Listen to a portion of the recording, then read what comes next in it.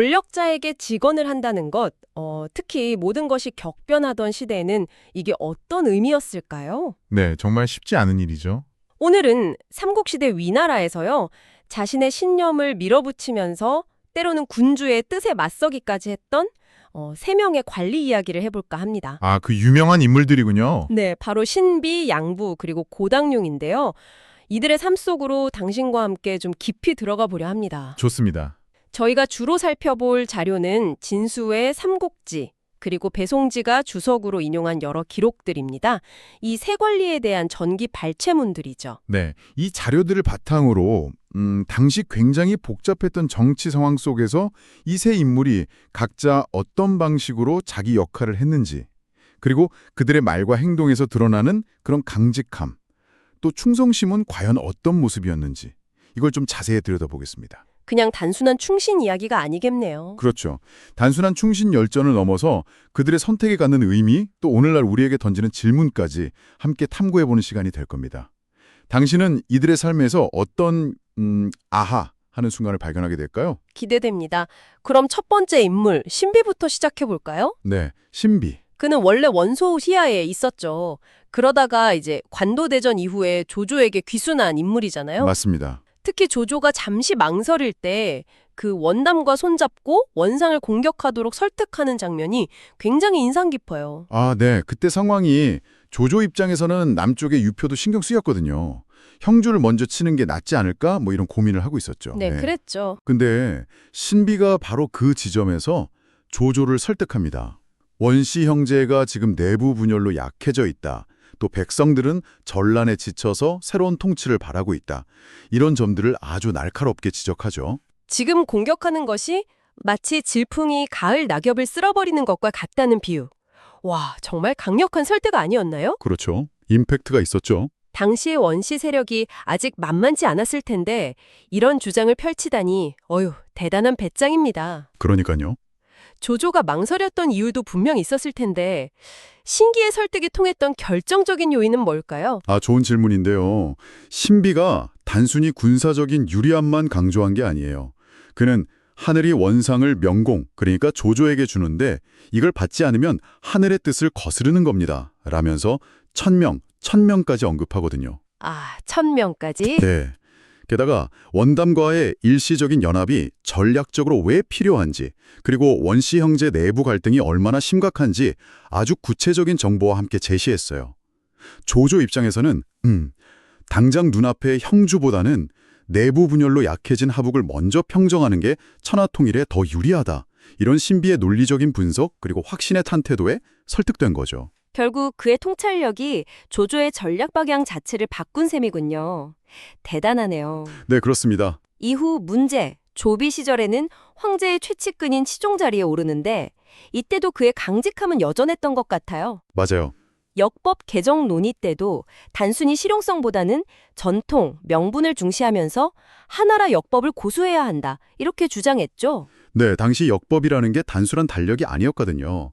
왕조의 정통성 그리고 하늘의 뜻을 받드는 아주 중요한 상징이었어요. 아, 그렇군요. 신비는 이제 공자가 하나라 역법을 따랐다는 점을 근거로 들면서 새로운 왕조 역시 고대 성현이 세운 기준을 따라야 한다 이렇게 주장한 거죠.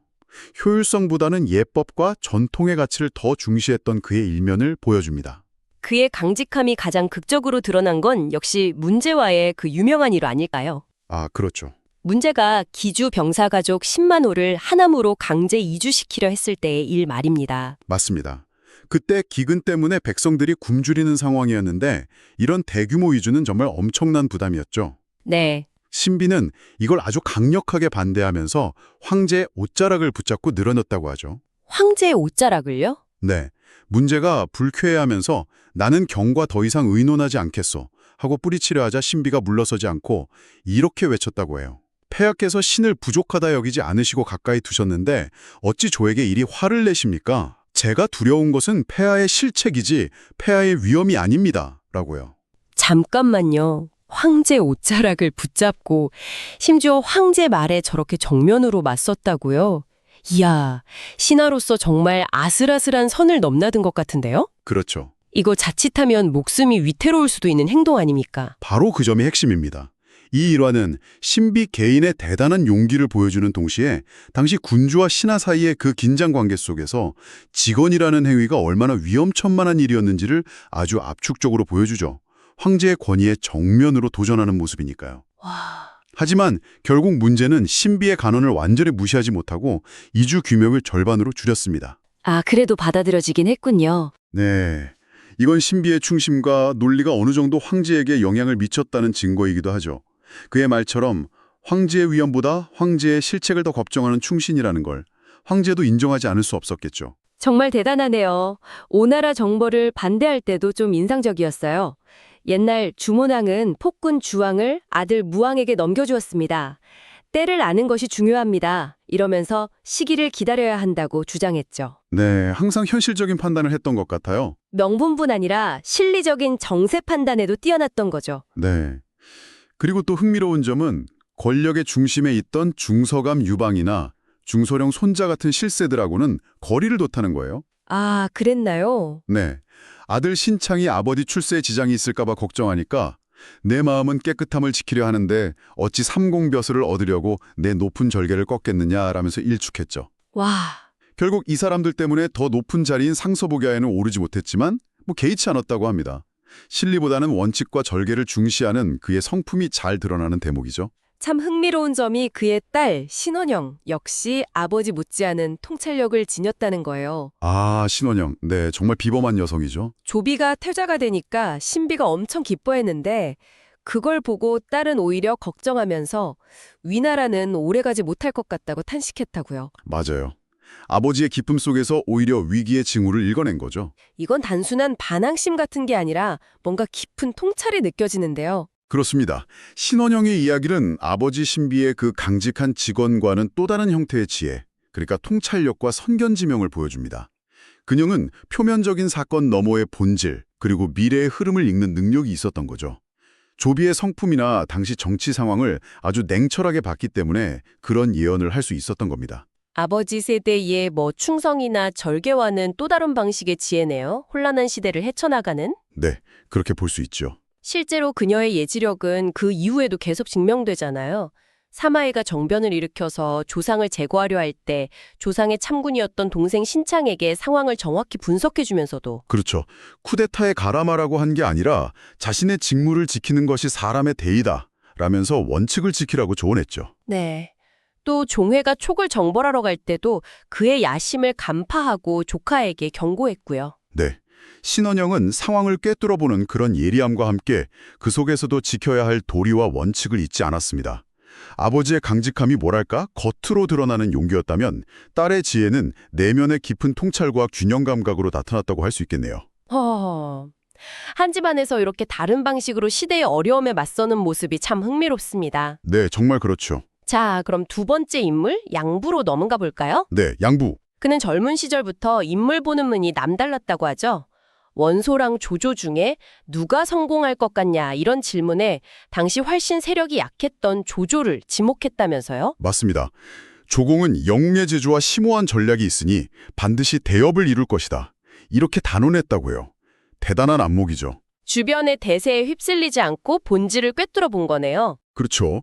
그리고 그의 삶에서 가장 강렬한 장면은 역시 마초에 맞서서 기성을 지키고 복수한 사건일 겁니다. 아, 그 사건이요? 조조에게 마초의 위험성을 미리 경고했지만 결국 조조군이 떠나자마자 마초가 농서일대를 휩쓸었죠. 기성만이 마초에게 저항했는데 양부는 불과 1000여 명의 병력으로 8개월이나 성을 지켰다고요? 와, 8개월이라니. 상상만 해도 끔찍한데요. 네, 정말 처절한 항전이었습니다. 식량도 무기도 거의 바닥났을 테고요. 구원을 요청하러 보낸 부하 여모는 성벽 아래로 몰래 나가려다 발각돼서 마초에게 살해당하고 네, 그리고 성 안에 자사하고 태수마저 항복하려고 하자 양부가 눈물을 흘리면서 관리와 병사들에게 호소하죠. 여러분, 부디 힘을 내시오. 저는 죽음으로써 이 성을 지킬 것입니다. 하고요. 하지만 결국 성은 함락되고 자사랑 태수는 마초에게 살해당하죠. 네, 모든 것을 잃은 상황이죠. 그런데 양부는 여기서 포기하지 않고 복수를 다짐합니다. 아내의 장례를 핑계 삼아 성을 빠져나와서 역성에 있던 외사촌 강서를 찾아가죠. 네, 맞습니다. 여기서 강서의 어머니가 아들에게 거사를 독려하는 장면이 정말 인상 깊었어요. 아, 네. 그 장면 저도 정말 강렬하게 기억하는데요. 양부가 강소에게 마초를 타도해야 하는 당위성을 설명하니까 강소의 어머니가 아들을 불러서 이렇게 말합니다. 내가 위위의 말을 따르는 것이 옳다. 너는 위위를 아느냐? 나라를 위해 목숨을 바치는 것은 큰 의리다. 어서 빨리 거사해야 한다. 내가 먼저 앞장서서 죽음으로써 너희의 의지를 보이겠다. 이러면서 아들에게 거사를 재촉하죠. 어머니가 아들에게 죽음을 각오하고 싸우라고 등을 떠미는 모습이라니. 와, 정말 상상하기 힘든 결단입니다. 그렇죠. 이 장면은 당시 사람들이 충이나 명분 같은 가치를 개인의 생명이나 가족의 안위보다 얼마나 중시했는지를 아주 극명하게 보여줍니다. 이 시대 사람들의 가치관이 오늘날과는 정말 달랐던 것 같네요. 네, 확실히 그렇죠. 개인적인 감정이나 이해관계를 넘어서는 대위와 명분을 위한 희생, 이걸 최고의 가치로 여겼던 시대상을 엿볼 수 있습니다. 양부와 강서, 그리고 강서 어머니에게 마초에 대한 복수는 단순히 개인적인 원한 해결이 아니었던 거죠. 살해당한 주군에 대한 충성, 그리고 배신당한 지역사회의 명예를 회복하는 신성한 의무 같은 거였어요. 네, 당신이라면 이런 극한 상황에서 어떤 선택을 할 수 있었을지 참 생각해보게 만드는 대목입니다. 네, 그렇습니다. 결국 양부와 강서는 군사를 일으켜 마초에가 반격했고 이 과정에서 마초에게 붙잡힌 강서의 어머니는 그 유명한 말을 남기고 살해당하죠. 네, 너는 아버지를 배반한 역적이며 군주를 살해한 도적이다. 하늘과 땅이 어찌 너를 오래 용납하겠느냐 라고 꾸짖다가요. 양부 자신도 이 싸움에서 5군데나 창상을 입고 일가 친척 7명을 잃었지만 끝내 마초를 몰아내는 데 성공하죠. 정말 온몸으로 충의를 증명한 셈이네요. 그의 공은 당연히 인정받았지만 양부는 처음에는 마초가 아직 죽지 않았으니 자기와 녹을 받을 수 없다면서 사양했습니다. 아, 또 사양을 했군요. 네, 자신의 역할은 복수를 완수하는 것이지 공을 탐하는 게 아니다 이런 태도였죠. 조조는 그의 충절과 공을 높이 사서 기어이 자기를 내렸고 특히 강서 어머니의 의로운 죽음을 칭송하며 역사에 기록될 것이라고 말했다고 합니다. 이후에도 그의 강직함은 변하지 않았던 것 같습니다. 황족이자 권력자인 조홍이 연회에서 여성 예인들에게 거의 벌거벗은 상태로 춤을 추게 하자 아, 그 사건도 유명하죠. 양부가 벌떡 일어나서 남녀의 분별은 나라의 큰 법도인데 어찌 넓은 좌석에서 나체를 드러내게 하십니까? 라며 크게 꾸짖고 나가버렸다고 하죠. 네, 조홍이 당황해서 즉시 공연을 멈추게 할 정도였다니 그의 기계가 정말 대단합니다. 상대가 누구든 잘못된 걸 보면 지적하는 걸 두려워하지 않았던 거죠. 황제인 명제, 조예가 화려한 무늬의 모자를 쓰고 나타나자 이것은 어떤 예법에 따른 복식입니까? 라고 정색하며 물었다고 하니 와, 그의 강직함이 어느 정도였는지 짐작할 수 있습니다. 그렇죠. 황제의 옷차림까지 지적할 수 있는 신하가 과연 몇이나 되었을까요? 정말이네요. 그는 지방관인 무도 태수로 있을 때는 총나라와의 접경지역 백성들을 안정시키는 데 힘썼고 중앙관리가 되어서는 황제의 사치, 그리고 백성들을 동원하는 대규모 토목공사를 끊임없이 비판했다고 합니다. 맞습니다. 그는 후궁에 미녀를 너무 많이 들이는 것을 비판하면서 궁녀수를 줄이라고 건의했고 심지어 황제가 요절한 어린 딸의 장례식에 직접 참석하려고 하자 사직, 즉 국가를 중히 여기서야 합니다. 라며 반대했죠. 지극히 사적인 영역까지도 공적인 원칙과 백성의 부담을 기준으로 판단하고 간언했던 거군요. 네. 전쟁터의 장수 앞에서든 권력자 앞에서든 황제 앞에서든 그는 일관되게 원칙을 지키고 백성의 안위를 먼저 생각했던 인물이었습니다. 그의 충의는 전장에서의 용맹함뿐만 아니라 조정에서의 끊임없는 직언으로도 나타난 셈입니다. 자, 이제 마지막 인물 고당룡을 만나보겠습니다. 네, 고당룡. 그는 앞선 두 인물과는 조금 다른 학자 출신 관리였죠. 젊은 시절부터 기계가 남달랐다고 하던데요. 네, 맞습니다. 고당룡은 경학과 천문에 아주 능통한 학자였어요.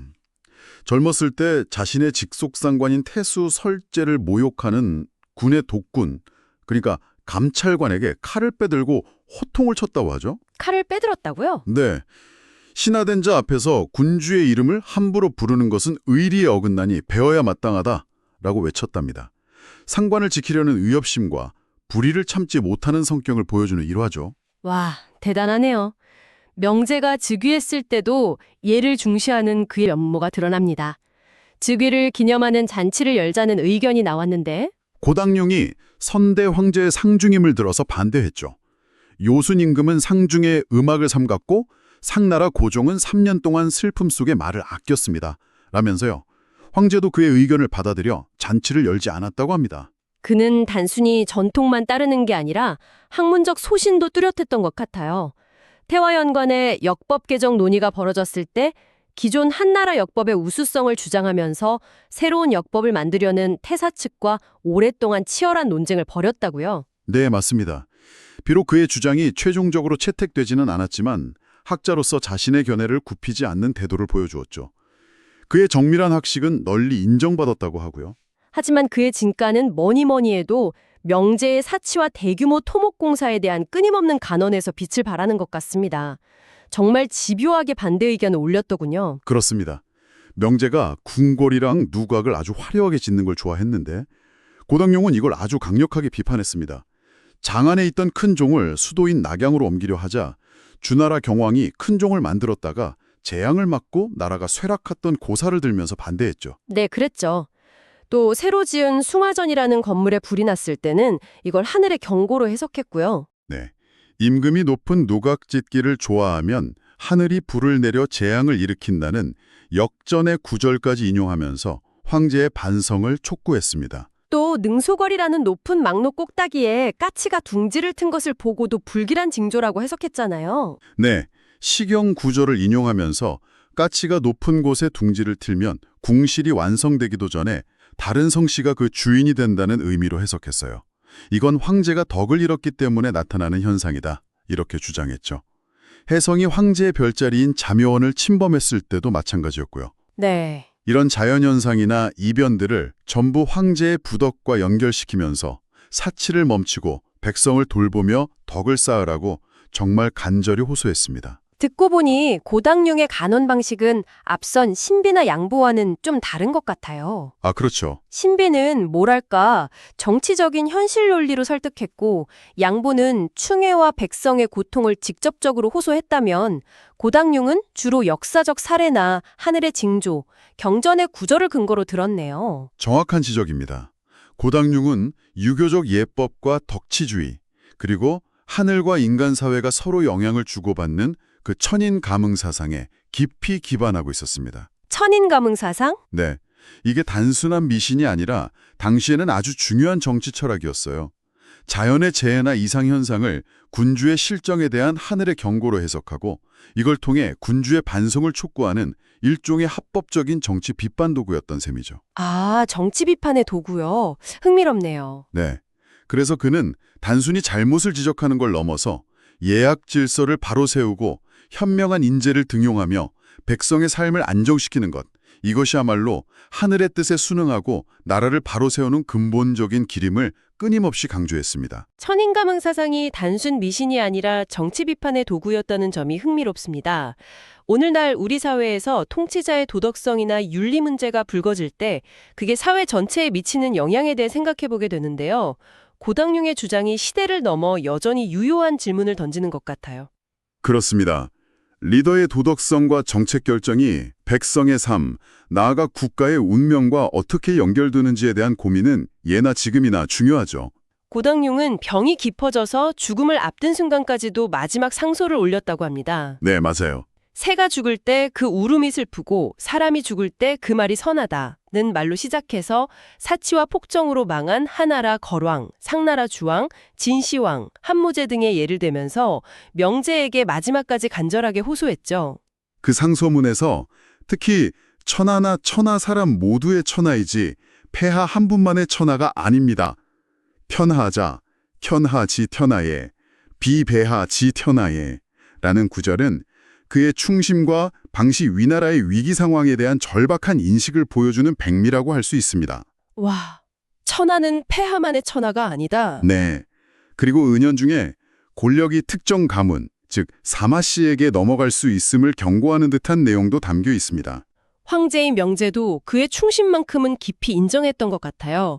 상소를 보고 짐이 두려움을 느낀다고 말하기도 했고 고당룡이 죽자 하늘이 나에 대어 완성을 원치 않는 것인가 어찌하여 고당생을 이리 빨리 데려가는가 라며 탄식했다고 하죠. 네, 맞습니다. 심지어 하늘의 제사를 지내는 중요한 봉선의식을 그에게 맡기려고 했을 정도였다니 신임이 정말 두터웠음을 알 수 있습니다.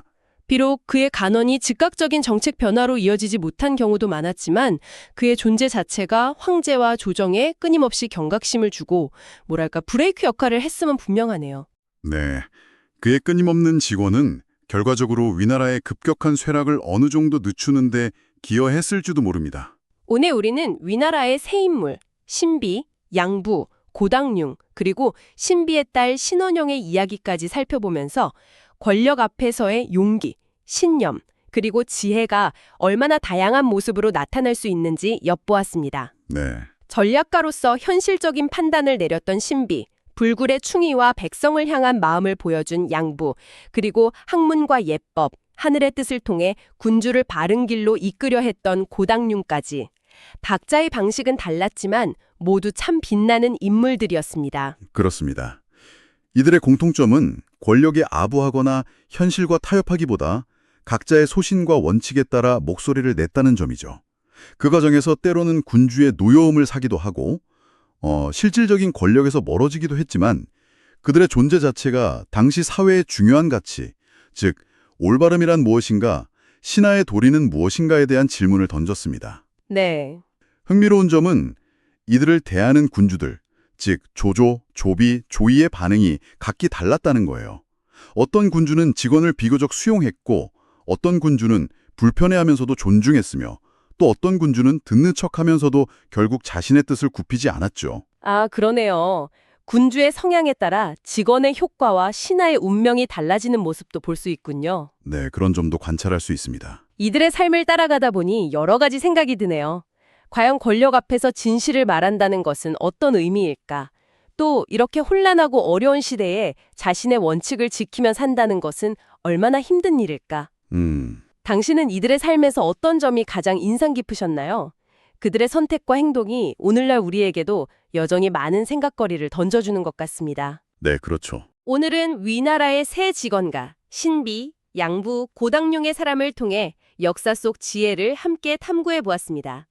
이들의 이야기가 당신의 일상에도 흥미로운 생각의 씨앗을 뿌렸기를 바랍니다. 마지막으로 당신에게 한 가지 질문을 던지면서 마무리할까 합니다. 네. 이들의 용기 있는 직원과 때로는 목숨까지 건 충원은 결국 위나라의 운명을 바꾸는데 얼마나 실질적인 영향을 미쳤을까요? 특히 우리가 그 이후 사마시 가문이 결국 위나라를 대체하게 되는 역사의 큰 흐름을 알고 있는 상황에서 말입니다. 어려운 질문이네요. 어쩌면 그들의 행동은 당장의 결과나 성공 여부와는 별개로 시대를 초월하여 올바르게 산다는 것에 모범을 보여준 그 자체로서 더 큰 의미와 가치를 지니는 것은 아닐까요? 당신의 생각은 어떠신가요? 네, 정말 생각해 볼 만한 질문입니다. 오늘 저희와 함께 깊이 탐구해 주셔서 감사합니다.